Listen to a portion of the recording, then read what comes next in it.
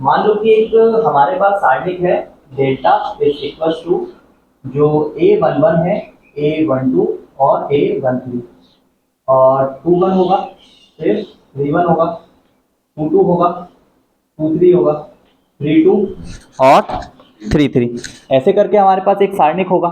अगर हमें इसका सहखंडज निकालना रहता है तो सहखंडज का मतलब होता है कि हमें उसका एडजॉइंट निकालना है, एडजॉइंट ऑफ ए।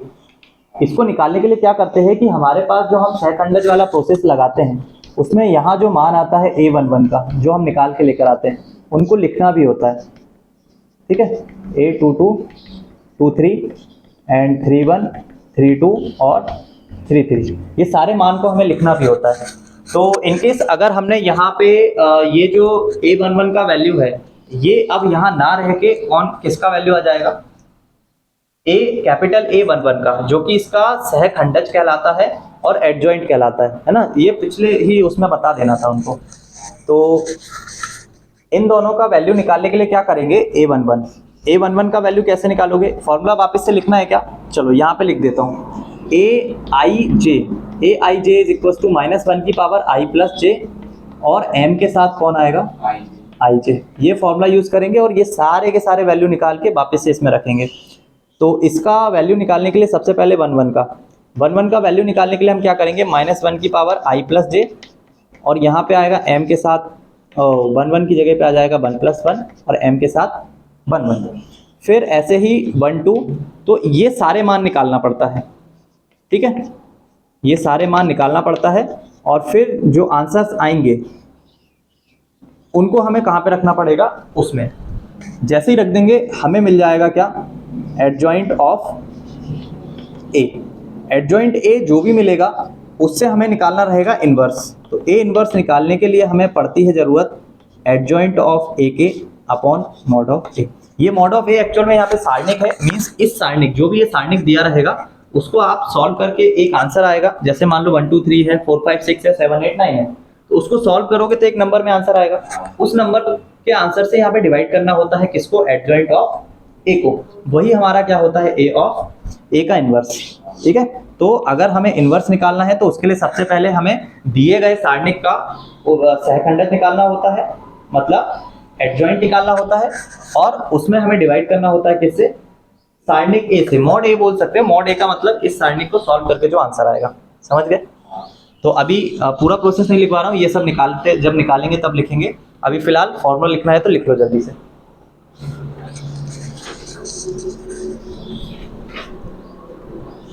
ठीक है, प्रमेय जितने भी फॉर्मूले इस एक्सरसाइज में अभी यूज होना है वो फॉर्मूले मैंने दोनों बता दिए हैं। अभी कुछ चीज़ें जैसे कि प्रमेय नंबर एक में हमसे बोला गया है कि अगर हम लोग ए में मल्टीप्लाई करें एडजॉइंट ऑफ ए का, ठीक है, या हम मल्टीप्लाई करें एडजॉइंट ऑफ ए में ए का, मींस आपस में एक दूसरे का क्रम इधर उधर करके अगर रखें तो ये ए के इक्वल ही आएगा। आई का अगर ए में गुणा करेंगे तो वो पता है हमें ए ही आता है, तो वो एक्चुअल में ए का मल्टीप्लाई अगर एडजॉइंट ऑफ ए में करें या एडजॉइंट ऑफ ए का ए में करें, आंसर हमेशा हमें क्या मिलेगा, ए ऑफ आई का मतलब ए ही मिलेगा, ठीक है। तो ये फर्स्ट नंबर प्रमेय है, ठीक है, मॉड लगा लेना यहाँ पे। मतलब कोई एक नंबर आएगा, एक पर्टिकुलर कोई भी एक नंबर आएगा, ठीक है। और उसके अलावा उसके अलावा है परिभाषा नंबर 4।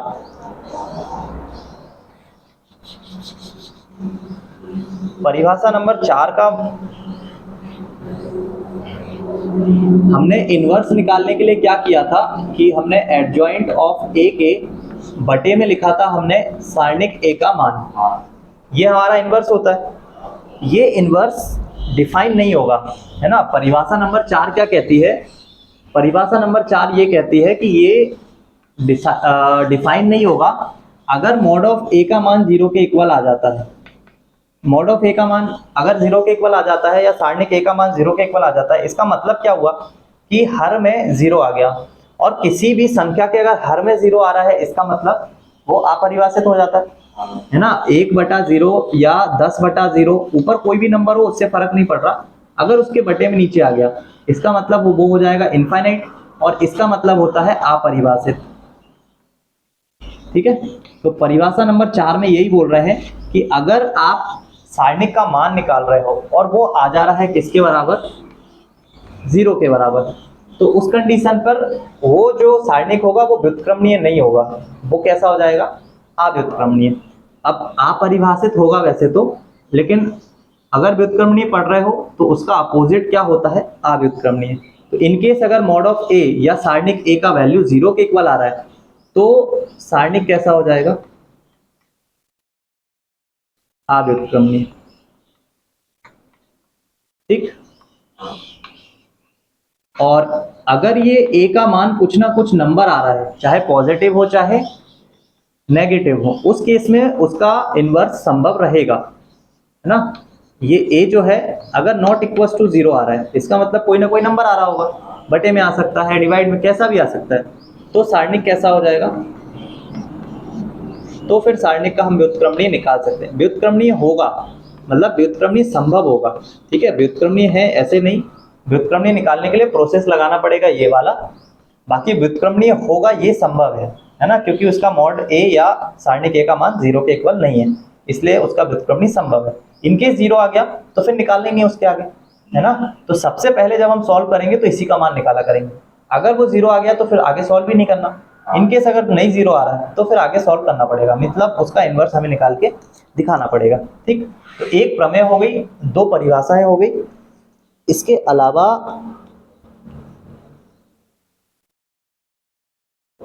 अलावा प्रमेय नंबर 2 में लिखा हुआ है, प्रमेय नंबर 2 में लिखा है कि आप ए का गुणा बी में करो या बी का गुणा ए में। ठीक है, ए और बी दो एक ही कोटि के व्युत्क्रमणीय आव्यूह हैं, ए और बी दोनों एक ही कोटि के,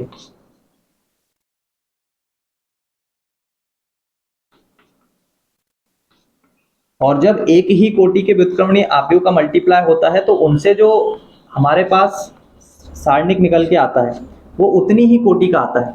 तो अगर ए और बी दोनों एक ही कोटि के व्युत्क्रमणीय आव्यूह सारणिक है, आव्यूह लिखा है, आव्यूह सारणिक है,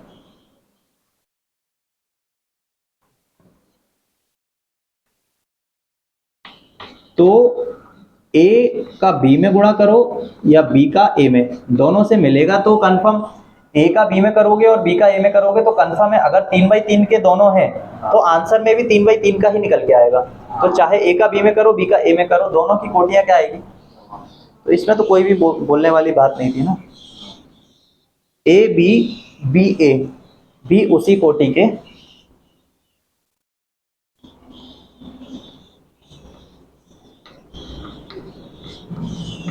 व्युत्क्रमणीय सारणिक होंगे। अब हम लोग आव्यूह तो निकाल, अब ये चीज हम लोग देखो आव्यूह के लिए तो ये चीज हम पढ़ नहीं रहे हैं, है ना, ये चीज हम किसके लिए पढ़ रहे हैं, आव्यूह में इनवर्स कुछ होता ही नहीं है, आव्यूह को अगर सारणिक में चेंज करना है तो फिर उसको मॉड लगा दो और सारा का सारा फिर उसको सारणिक में, तो हम क्यों ही आव्यूह के लिए लिखेंगे, जब हम पढ़ ही सारणिक के लिए रहे हैं तो फॉर्मूले के लिए हम सारणिक के लिए लिख लेते हैं।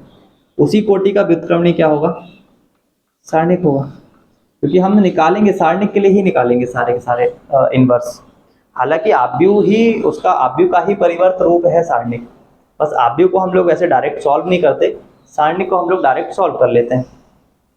तो प्रमेय नंबर 2 में ये हो गया, लिखना है तो लिखना, नहीं तो कोई ज़्यादा जरूरी प्रमेय नहीं है, ये फोकट की है कि अगर हमारे पास ए बी है बी ए है, दोनों की कोटियां समान है तो कंफर्म है, क्योंकि कोटियां समान है तो वो जो बनेगा नया आव्यूह वो भी कोटि समान ही लेके बनेगा।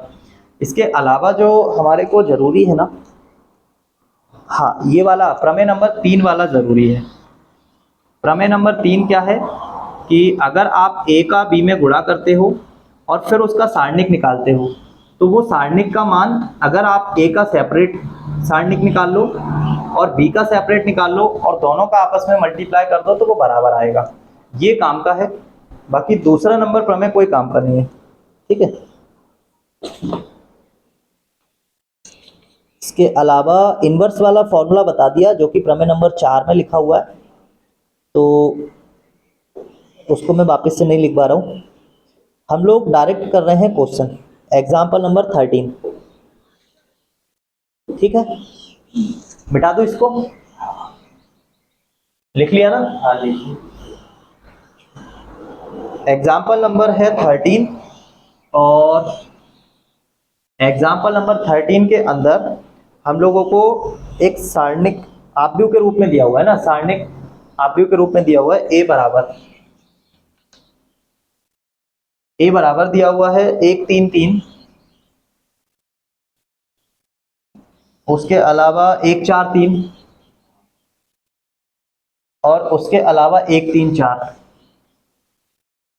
ठीक है, ये एक आव्यूह के रूप में दिया हुआ है। सत्यापित करना है कि ए का गुणा एडजॉइंट ऑफ ए में, ए का गुणा एडजॉइंट ऑफ ए में बराबर होगा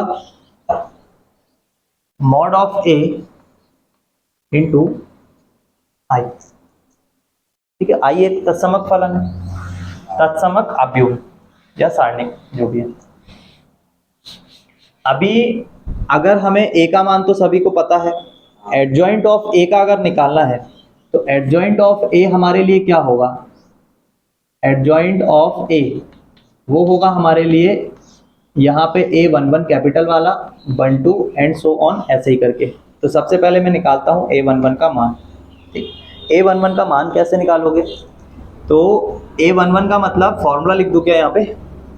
A of I J is equal to -1 की पावर i प्लस जे और m के साथ i जे। तो थोड़ा सा शॉर्ट कर रहे हैं। A ऑफ आई जे का मतलब यहाँ आ गया 1 -1 की पावर 2 प्लस 1। एम आई जे का वैल्यू कितना आएगा? 16 माइनस 9।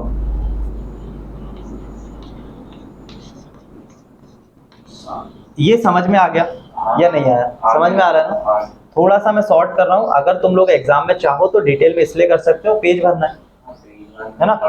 हाँ बिल्कुल, पेज भरना है तो बिल्कुल उसको डिटेल में कर सकते हो। बाकी आंसर तो दोनों के ही करेक्ट आएंगे, तो क्रॉस लगा नहीं सकते, और कोई चीज़ गलत लिखी नहीं है इसलिए भी नहीं लगा सकते, क्योंकि हमें ये 1 1 से मतलब नहीं आप कैसे निकाल रहे हो। बस आप जो एडजॉइंट बनाओगे वहाँ पे आप करेक्ट वैल्यू रख रहे हो, ये मैटर करेगा। ये प्रूफ होना चाहिए, कैसे भी करके दिखाओ।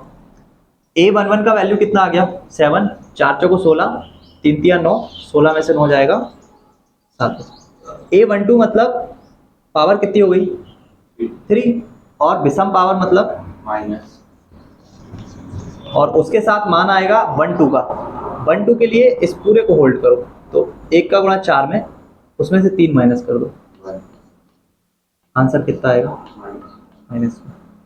फिर A13 का मान, A13 मतलब पावर कैसी? पॉजिटिव। इसको होल्ड करो, 3 का गुणा इसमें, 4 का गुणा इसमें, ये इसको क्या कर देगा? माइनस का। 2 1 का मतलब पावर कैसी? विषम, तो माइनस आएगा। फिर उसका मल्टीप्लाई करना है, 2 1 का वैल्यू निकालो। 2 1 के लिए इस पूरे को होल्ड करो, इस पूरे को होल्ड करो। 3 का गुणा 4 में 12, 12 में से 9 जाएगा तो 3, और 3 का गुणा होगा तो पावर कैसी? पॉजिटिव। M22 का वैल्यू, इस पूरे को होल्ड करो, इस पूरे को होल्ड करो। 1 का गुणा इसमें, 3 का गुणा इसमें, तो 4 में से 3 जाएगा तो 1, वो भी धन का। ठीक, फिर 2 3 का वैल्यू निकालो, नेगेटिव आएगा, -1 मल्टीप्लाई। इसके अलावा ये इस वाले को आ गए ना हम लोग 2 3 पे, इस पूरे को पैक करो, इस पूरे को पैक करो। 3 का गुणा 0, मतलब पूरे 0 बनेगा। फिर 3 1 का वैल्यू, 3 1 मतलब पावर कैसी? पॉजिटिव। 3 1 के लिए इसको पैक करो, इसको पैक करो। 3 3 9, 4 3 12, 9 में से 12 जाएगा, माइनस का 3, और यहाँ माइनस का 3 ही आ जाएगा। फिर 3 2 का मतलब पावर कैसी? नेगेटिव, है ना? तो विषम आएगा तो नेगेटिव। 3 2 का वैल्यू, इस पूरे को होल्ड करो, इस पूरे को होल्ड करो, ये बचेगा, ये बचेगा। और 3 3 का वैल्यू, पावर कैसी? पॉजिटिव। 3 3 का मतलब इसको पैक करो पूरे को, इस पूरे को पैक करो, 4 में से 3 जाएगा। तो अभी हम लोग एडजॉइंट ऑफ ए का वैल्यू लिख सकते हैं, है ना?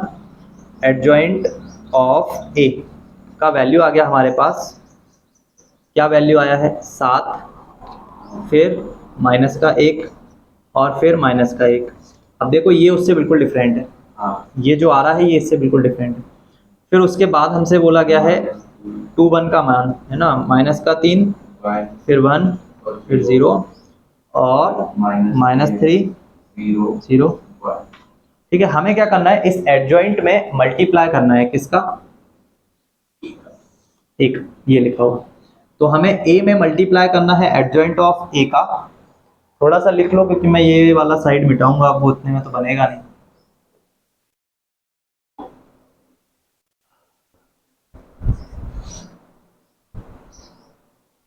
उसमें इसका रो कॉलम को चेंज भी करना है साथ के साथ, है ना। रो कॉलम को क्या करना है, चेंज करना है।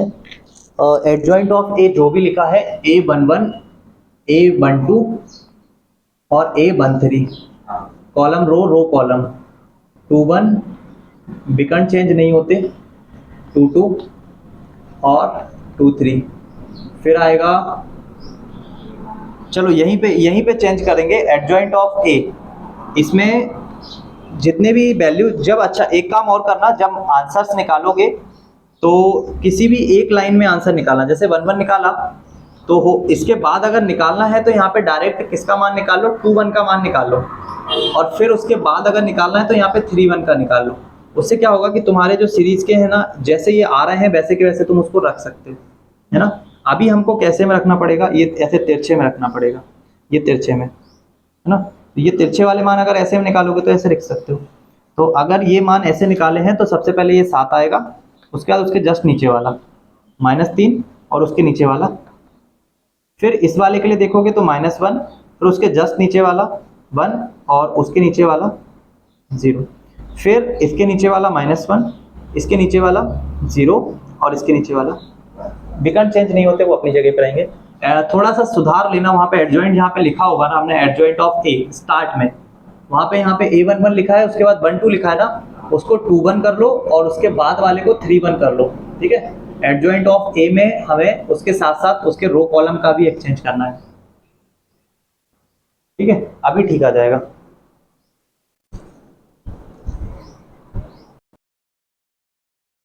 तो यहाँ तक कंप्लीट हो गया एडजॉइंट के वैल्यू तक। हमें इस क्वेश्चन में सिर्फ मल्टीप्लाई करके दिखाना है ए का मल्टीप्लाई एडजॉइंट ऑफ ए में, है ना। तो यहाँ पे अब ये सारा मिटा दे रहा हूँ, ए का गुणा एडजॉइंट ऑफ ए में करना है। तो ए हमारे पास ए में गुणा करना है एडजॉइंट ए, और ए का जो मान है वो हमारे पास क्या है, ए का जो मान है सारणिक रूप में लिख ले रहे हैं दोनों का मल्टीप्लाई करने के लिए। 133 एंड 143, 133 143 और उसके अलावा है 134, और इसका हमें मल्टीप्लाई करना है किसमें, 7 -3 एंड -3, उसके अलावा -1 0 और -1 0 एंड 1। ठीक है, इसका हमें मल्टीप्लाई करना है, मल्टीप्लाई करके चेक करो कि आंसर क्या आता है। ठीक, तो 1 का गुणा 7 में, फिर 3 का गुणा -1 में, फिर 3 का गुणा -1 में, फिर 1 का गुणा -3 में, 3 का गुणा 1 में और फिर 0, और फिर 1 का गुणा -3 में, 3 का गुणा 0 में और 3 का गुणा 1 में, फिर 1 का गुणा 7 में, फिर 4 का गुणा -1 में और 3 का गुणा नहीं, माइनस का ही बने वहाँ पे। इसके अलावा फिर 1 का मल्टीप्लाई 3 में, 4 का मल्टीप्लाई 1 में, 3 का मल्टीप्लाई 0 में, फिर 1 मल्टीप्लाई 3, 4 मल्टीप्लाई 0 एंड 3 मल्टीप्लाई 1, फिर उसके बाद 1 मल्टीप्लाई 7, 3 मल्टीप्लाई -3 एंड -4। इसके अलावा 1 का -3, फिर प्लस का 3, फिर 0, फिर माइनस का 3 0 एंड 4। 3 और 3 6, 7 में से 6 जाएगा, 1 बचेगा। इसके अलावा ये 0, उधर भी पूरा 0, फिर 4 और 3 7 0, ये बचेगा 1, बाकी 0, 4 3 7 0, 3 3 6 0 और वो 1 बचेगा। ठीक है, तो यहाँ पे हमारे पास आंसर में क्या आ रहा है, एक आइडेंटिटी आ रहा है ना, आई का वैल्यू। अब हम लोग चेक कर ले रहे हैं किसको, ए को। ए का जो मान था, ए का जो भी मान है उसका हम ये मॉड निकालेंगे, मतलब सारणिक निकालेंगे। तो सारणिक निकालने के लिए क्या करोगे, सारणिक निकालने के लिए इस 1 को होल्ड करो और मल्टीप्लाई करो, 4 चौको 16, 3 तिया 9, तो 1 गुणा आ जाएगा, 16 में से 9 जाएगा तो 7, फिर माइनस का कितना 3, -3 के साथ क्या क्या आएगा, ये पूरा पैक, 4 में से 3 जाएगा तो 1, प्लस के साथ में 3 आएगा वापस से, और इसके अलावा है ना ये और ये। अब ये जो है ना, ये पूरा का पूरा इसमें, ये तो चलो सारणिक का मान निकालते पहले। तो 7 -3 -3 कितना, 1 बचेगा। और आई जो होता है तत्समक, उसका आंसर आप ये बोल सकते हो कि 1 ही आता है। तो इसका इसमें मल्टीप्लाई करोगे मॉड ए में आई का, तो क्या मिलेगा, 1 मिलेगा, या बोल सकते हो वही का वही आइडेंटिटी मिल जाएगा।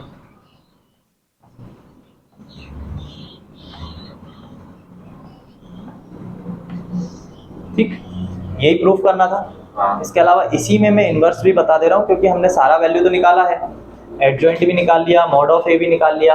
अच्छा, इसका आंसर इन्वर्स निकालोगे तो यही का यही आएगा, क्या, ये, क्योंकि हमें इन्वर्स निकालने के लिए क्या करना पड़ता है, एडजॉइंट में डिवाइड करना पड़ता है ए के मॉड का। मॉड ए का वैल्यू कितना आ रहा है, तो अगर उसमें एडजॉइंट में डिवाइड भी करोगे तो वापस से यही आएगा, तो इन्वर्स भी इसका यही आ जाएगा। तो इन्वर्स में कुछ नहीं करना होता, जो मॉड का वैल्यू है उसका डिवाइड करना है बस। ठीक है, तो यहाँ तक के सारे क्वेश्चन आप कंप्लीट कर लेना। 2 एग्जाम्पल और हैं, उन्हें बता दूंगा, और जो क्वेश्चन होंगे वो पूछ लेना। ठीक, फिर ये चैप्टर खत्म ही है ना, ये आगे भी एक्सरसाइज कंप्लीट हो जाएगी ना हमारी, लास्ट इसके बाद बची।